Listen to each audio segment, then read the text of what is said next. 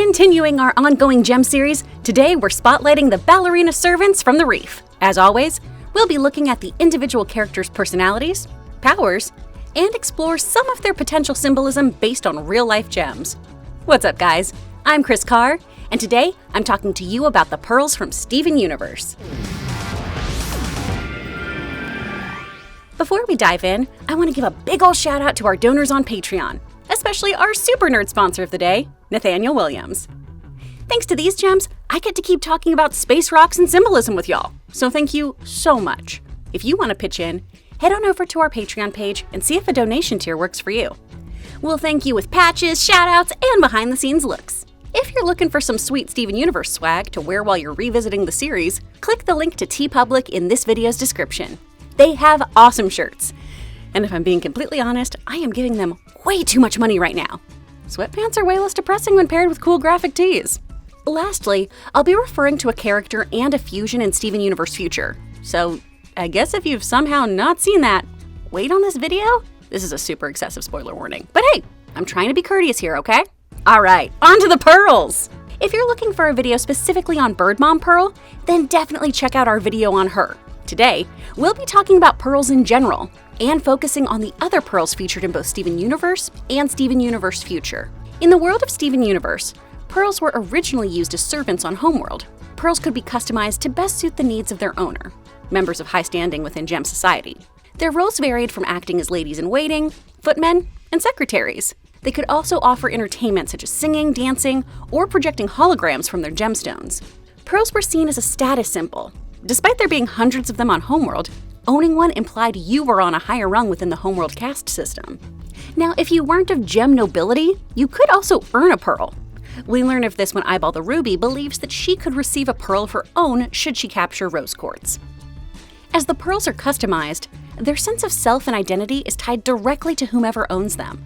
They're submissive and only act when ordered to. They're void of independence and are expected to be obedient to their master. They're typically dismissed with the phrase, "that will be all." Now, depending on who owns them, they can throw their weight around a bit with other lesser gems. Yellow Pearl, for example, is owned by Yellow Diamond, and therefore is able to talk down to gems if she believes they're being disruptive towards her owner. Aside from the pearl we all come to know and love, we meet a handful of other pearls in the series. These include Yellow Pearl, Blue Pearl, Pink Pearl, aka Volleyball, and a brief glimpse of Aubergine Pearl. While we technically meet a pearl in that one of Rhodonite's components is a pearl, we aren't sure of her coloring since we haven't seen them unfused. So I'm not going to be making any assumptions about that one today. Just wanted to include her in this list. Let's first look at Blue Pearl, the shy and quiet former property of Blue Diamond. She performed most of her duties for Blue silently, only speaking when spoken to. We learn that Blue Pearl has an interest of her own. She loves drawing. We see her utilize this skill in the trial and when she sketches Yellow for fun. Yellow Pearl, for a long time on the other hand, believed that her wants and feelings were completely irrelevant. She's a no-nonsense gal who, as I briefly mentioned, seems to really relish getting to talk smack to other gems. I love that as she comes into her own, she's kinda cocky and full of herself. I mean, I honestly think it's great. Like how she chastises Blue Pearl about drawing until she sees a portrait Blue did of her and is like, well, okay, I mean, this is a worthy subject. Or how about how she looked when modeling armor designed by Bismuth? Yellow Pearl is like, dang, I make this look good. Pink Pearl, aka Volleyball, comes across as a bubbly, playful pearl, which makes sense. She initially was customized for Pink Diamond. She was there to serve, but also play Pink's silly little games.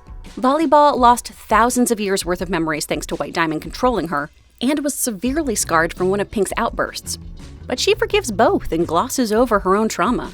She routinely excuses Pink's actions in particular, despite the psychological pain Pink caused her keeping her from being able to physically heal. With Pearl and Steven's help, Volleyball is able to recognize that she doesn't need to continue justifying Pink Diamond's behavior, or how or why she was hurt by her. If you want more on Volleyball, we've got some great episodes talking about what happened to her.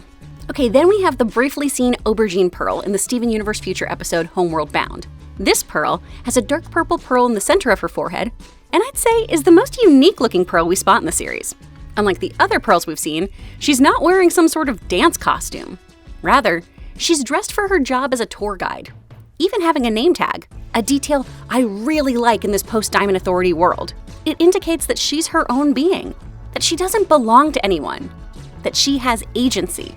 Her skin has a lilac tinge to it, her lavender hair is styled in a bun, and also unique to this pearl, her eyes are almond-shaped. Now, like other gems, we can assume that all pearls have enhanced durability and strength. Pearls in particular are extremely graceful and agile. Pearls also possess a sort of hammer space ability. Through their gem, they're able to store and retrieve what seems like a limitless number of items from their own personal pocket dimension.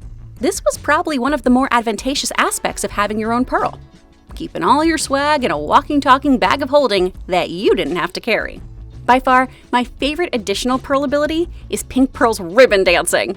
Volleyball is able to summon a ribbon wand and do some rhythmic gymnastics that give off crazy Sailor Moon vibes. This, of course, is upgraded to a bladed version when fused into Mega Pearl, I assume thanks to merging with Pearl Spear. When Pink Pearl and our girl Pearl fuse, their clothing shifts into something akin to royal attire. This noble notion is what pearls have always been tied to, a possession of the elite. However, here we see the pearls in the position of power. I love this shift from being perceived as commoners or servants, then growing to become nobles capable of fighting for what they believe in. Pearls historically have been revered for their elegance and simplicity. They've been tied to mythology since they come from the sea, much like the goddess of love Venus, and are often astrologically associated with the planet Venus as well. Naturally formed pearls are rare and sought after. So I find it interesting that the show makes a point to show how these pearls are manufactured and synthetic. This hammers home the point that in Homeworld, pearls are a dime a dozen, and have a lesser value since they aren't naturally cultivated. Blue pearls are one of the rarest and most unique colors to find naturally, and are harvested in Japan and Vietnam. Blue pearls represent truth, tranquility, trust, and courage. You typically give a blue pearl to someone who needs strength in their life, or somebody who appreciates those tranquil moments.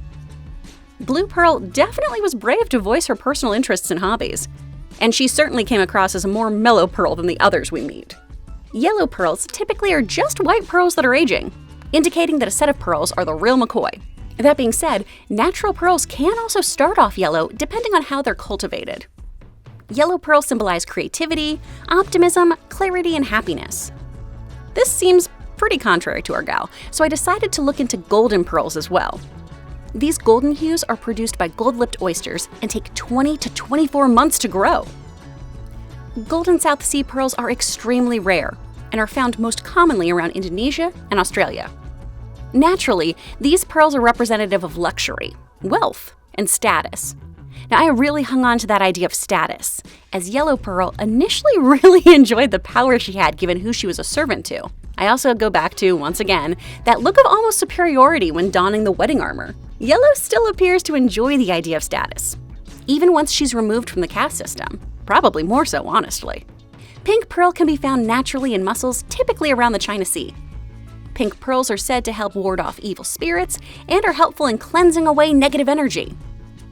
It's believed to help you strengthen your mind and give the wearer an indomitable will. They're believed to bring good fortune and romance. Pink Pearl, by merging with Pearl, is able to address some of the negative energy in her life and address her trauma now that she's had a complete perspective on Pink Diamond. Plus, Pink Pearl looks like she was crushing on Pink Diamond pretty hard, so I see that romance thing for sure. Purple pearls are said to symbolize artistic talent, wisdom, complexity, passion, and nobility. They're believed to be the perfect gift for teachers, philosophers, any profession where education is paramount.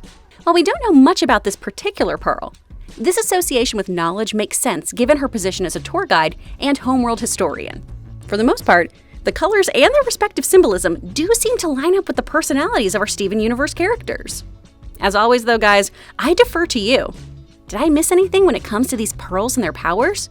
Do you feel the color choices match up with their personalities or storylines? Let me know in the comments below, and be sure to let me know what other Steven Universe gems you'd like me to cover. Hey y'all, I know we're all starting to get real stir crazy if you're still in a state like I am where shelter in place is continuing on. So if you're still quarantined, hang in there and let us know in the comments how we can make this a little more fun and a little more tolerable for you guys, right? We're all in this together, hang in there. Let's all just keep watching cartoons together. If you like what you heard, be sure to hit that subscribe button and the bell so we can keep the conversation going. For more videos, just click to the left there. Thank you so much for watching. See ya, Space Cowboy.